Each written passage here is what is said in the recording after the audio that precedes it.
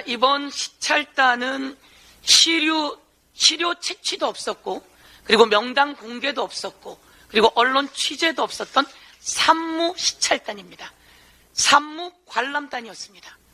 그런데 따라갔던 언론인이 후쿠시마에 가서 방사능을 측정해 보았습니다.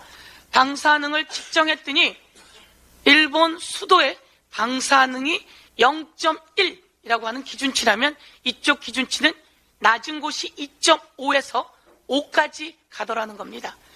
수도보다 약 0.1인데 2.5 내지 5까지 갔으니 얼마나 높은 상황입니까? 이 시료 채취도 없고, 그리고 명단 공개도 없고, 그리고 언론 취재도 없었지만 우리 언론이 그것을 방사능 수치를 재고 왔습니다. 여러분, 일본이 IAEA 기준에 의하면 안전합니다 이렇게 이야기를 하는데요, 제가 일본의 내로남불을 여러분께 소개해 보도록 하겠습니다. 1993년에 러시아에서 러시아 군이 핵 폐기물을 태평양에 방류했습니다. IAEA 기준치보다 낮기 때문에 방류했다라고 러시아는 이야기를 하지만 일본은 당장 핵확산 금지 조약을 맺자라고 하는 등 엄청난 조치를 취합니다. 그리고 1986년입니다. 체르노빌의 원전 사고가 있을 때 일본이 러시아 상공에 전투기를 띄웁니다. 그리고 상공에서 방사능 수치를 채취하게 됩니다.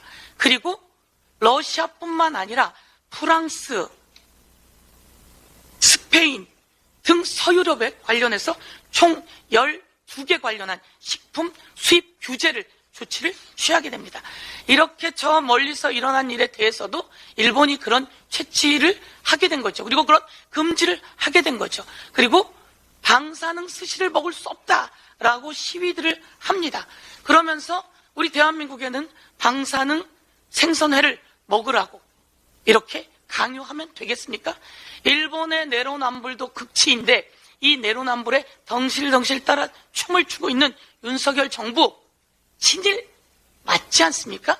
친일입니다. 매국입니다. 그런데 국힘에서는 또 한술 더 떠서 영국의 교수라며 불러다가 식수로 마셔도 된다 이렇게 이야기를 합니다. 내 앞에 1리터가 있어도 맛있겠고 10리터가 있어도 맛있겠고. 그래서 기자가 질문했습니다. 아니 그렇게 깨끗하면 일본에 두면 되지 왜 그렇습니까? 라고 했더니 그래서 방류하는 겁니다.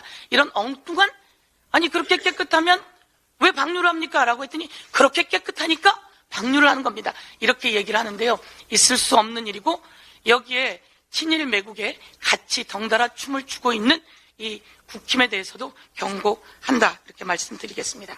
일본에게 계속 이야기를 합니다.